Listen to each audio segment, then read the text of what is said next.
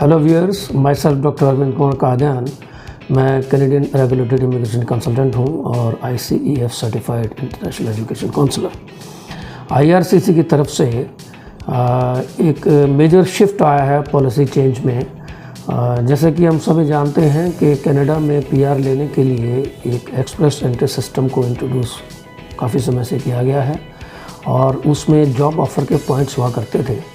जैसे कि management occupations की कैटेगरी में यदि किसी के पास कोई जॉब ऑफ़र है तो उसको 200 पॉइंट्स मिलते थे और इसके अलावा दूसरी ऑक्यूपेशन कैटेगरीज़ में 50 पॉइंट्स मिला करते थे। अब 25 मार्च 2025 के बाद ये पॉइंट्स का सिलसिला ख़त्म कर दिया गया है। There will be no points which are going to be awarded for a job offer. So किन लोगों को फ़ायदा हो सकता है, इसका एक अनुमान है कि CRS पॉइंट्स जो कि 500 से ऊपर चल रहे हैं, definitely it will come down और 400 से 475 CRS पॉइंट्स की कैटेगरी में जो लोग स्टैंड करते हैं उनको इससे फ़ायदा होने की उम्मीद है। अब तक क्या होता था कि मान लीजिए किसी के 200 पॉइंट्स हैं तो फॉर एग्ज़ाम्पल यदि किसी के 350 पॉइंट्स में CRS कैटेगरी में, तो उसको 200 पॉइंट का जंप लगते 550 पॉइंट्स मिल जाते थे और उसको एक तरह से PR का इन्विटेशन उसको डेफिनेटली उसके पास आ जाता था। उसी प्रकार दूसरी कैटेगरी ऑफ ऑक्यूपेशंस हैं जिसमें कि 50 पॉइंट मिलते हैं मैनेजमेंट ऑक्यूपेशन कैटेगरी के अलावा।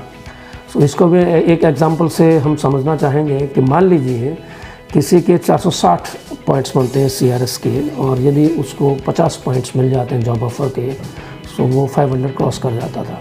अब होने क्या जा रहा है आगे आने वाले समय में 15-20 दिन के बाद, जिनकी फाइल लगी हुई हैं वो तो ठीक लगी हुई हैं और जिनका प्रोसेस नहीं हुआ उनको भी संभावना है कि उनके CRS जो प्रोफाइल है उसमें चेंजेस आने को मिलेंगे। यानी पहले सोच रहे थे कि हमारा इतना पॉइंट्स है लेकिन अब वो इतने पॉइंट्स नहीं रहेंगे।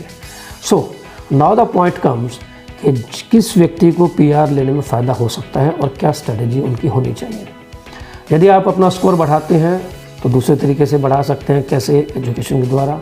एज पे तो हमारा कंट्रोल होता नहीं, एज तो आखिर बढ़ती जाएगी, एज के पॉइंट्स कम होते जाएंगे। So how to accumulate more points. For example यदि आपका इंग्लिश स्कोर कम है, CLB 6 है यानी 6 से नीचे है, जो कि qualifying nature of IELTS test है फेडरल स्किल वर्कर्स कैटेगरी में, उसको आप बढ़ा सकते हैं। CLB 8 या CLB 9 तक लेके जा सकते हैं। उससे आपके 20 से 30 पॉइंट्स को इंक्रीज़ होने की संभावना है।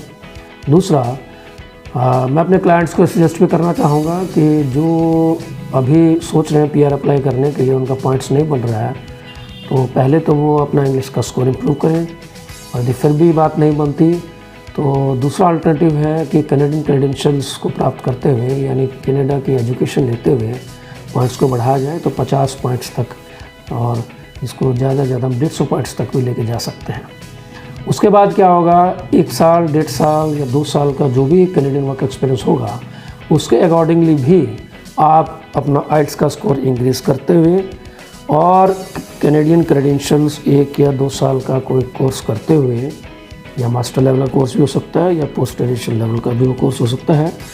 और यदि आपके पॉइंट्स फिर भी नहीं बनते हैं तो आपको PGWP मिलता है यानी पोस्ट ग्रेजुएट वर्क एक्सपीरियंस, जो आप ले सकते हैं आपकी एजुकेशन ख़त्म होने के बाद, जो कि आपको ओपन वर्क परमिट मिलेगा जब आप कनाडा में होंगे।